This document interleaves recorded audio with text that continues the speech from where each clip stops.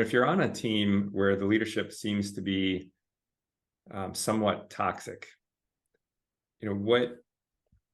how do you determine when is the appropriate time to, try to stick around and make a change and try to influence change in the organization? And, when and how would you do that? And when would you say, just like, I just need to leave? So, so that's the question for this week: how to deal with a culture where there's some toxicity and it's stemming from senior leadership. So, just to provide some optimism here, there is definitely a possibility to make a change. So the big question is, how important is it to you? How much was it worth it to you to make an impact? If it's a large organization and you're kind of close to the top and you realize, oh, wow, if I help this organization, there's just so many people that are going to be impacted, and you feel like that's worth your time. That's kind of a calling for you. To me, the balance is, to what degree do you think you can do that before it starts really taking a negative impact or making a negative impact on your well-being and your performance in your current role? Because if you feel like, if you take an honest assessment and you realize, like, I don't know if I can take this on without having a significant negative impact for a decent amount of time on my well-being and on my performance, then it's probably not in your best interest to stay. It's probably in your best interest to do the best you can while you're there and find a different team or organization to be a part of. But if you make the assessment and you say, well, look, I think I could start making some significant progress in a short matter of time, maybe a year or 2 years or less, somewhere in there, and you feel like it's a good project to take on, my guidance is pretty simple, and that is to get results leading in the way that you would like to see other leaders lead.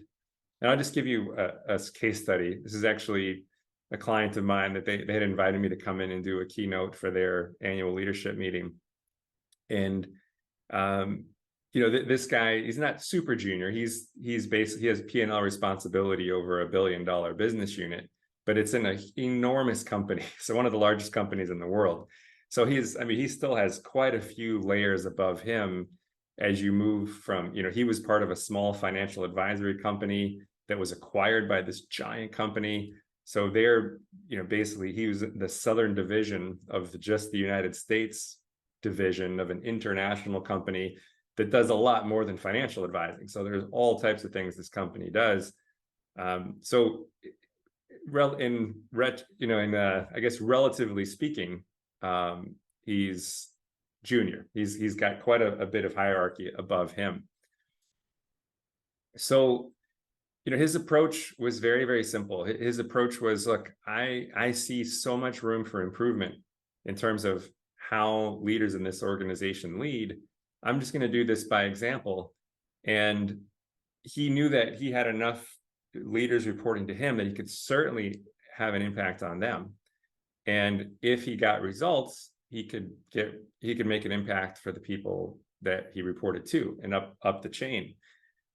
So his approach, he's a huge fan of an approach to leadership you may have heard of called servant leadership, which, even if for people that don't like that term, the basic idea is the core principle of what we talk about in People Thriver, which is our primary job as a leader is to bring out the best in our team. And doing that is not complicated. It's not necessarily easy, but it's a simple process. The process is you figure out, what do people need to thrive? What do they need to be great? And you help them meet those needs consistently. And if you do that, the team performs well. It's not really rocket science, but it's much easier said than done, right? But he had done this consistently for well over a decade, where he just really made it a top priority above everything to take really good care of his people, to make sure that they felt that he loved them, like a father would love a family.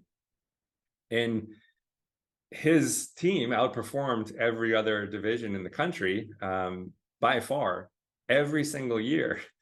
And after a few years of this, of course, the senior management team started asking him, "Hey, Bill, what are you doing that's different?" And he started explaining to them, this is what I'm doing. And they started asking more questions and asking him if he would facilitate some peer-to-peer mentoring and some instructing for leadership development. And so he was able to make a significant impact in this enormous organization by making sure that he had a really strong balance between hitting the goals that were asked of him to hit by the people that he reported to, but doing it in a way that empowered his team members and helped them to thrive and really made a positive impact on them. And so by doing that, he was able to free two birds with one key, so to speak. You know, he was able to get the results that his organization wanted, and he was able to do it in a way that was very sustainable and was so successful that he was, you know, a significant margin above the rest of his peers. It attracted the attention of senior leadership, which allowed him to make that impact. So that to me is the most powerful way. You know, it's hard to manage up and say, hey, you know, like, I think you should be doing this differently. You can, it's just, it takes a lot of skill, right? To really understand the goals of the people who you report to. If you see things that aren't helping them achieve those goals, to be really skillful about having conversations that will help them make the connection between things that they're doing that are having a negative impact on employees, that are preventing them from hitting their goals. But actions always speak louder than words. So if you can achieve amazing results, not by working harder necessarily, not by putting in 80 hours a week. In fact, that's probably a recipe for disaster for just about anybody. The better way is to think, how can I create more leverage? And the way that you can create more leverage for getting results is developing team members, developing the people on your team. Even if you have managers that report to you, developing them and helping them develop their people, so that you're basically replicating yourself and creating a whole team of people that know what you know, have the approach to leadership that you have, and thereby you create a tremendous amount of leverage. You also create opportunity for process improvement, for innovation, things that are going to really move the needle way more than just additional hours. You know, putting in additional hours is a very linear one-to-one function. And it starts to become less than one-to-one over time, because as I'm sure you all know, if you are consistently working more than 40 hours a week, I mean, this has to happen sometimes. I know we have some people who are in a finance organization. You know, there are certain times a year where you have to put in extra hours, which is normal. Every organization has sprints from time to time. But if you're year round expecting people to work, you know, 60, 70 hours a week, it's not sustainable. And what happens is people are doing stuff, but they're not really producing things of value. The more leveraged approach is to think about, well, how do you create an environment where you're producing a lot of value? And that doesn't necessarily mean more hours. It just means extreme clarity on what are the most important things to be working on, making sure the right people are working on those things, making sure people are empowered to move quickly and make decisions on their own, make sure people are empowered to be improving processes along the way, running experiments that are well thought out and designed with minimal risk, downside risk, and high potential upside. All those types of things can help you not only help your employees to thrive, but help your team absolutely crush it. And then you start getting questions about, like, hey, what are you doing? Your team is very happy, they're engaged, but they're also performing extremely well.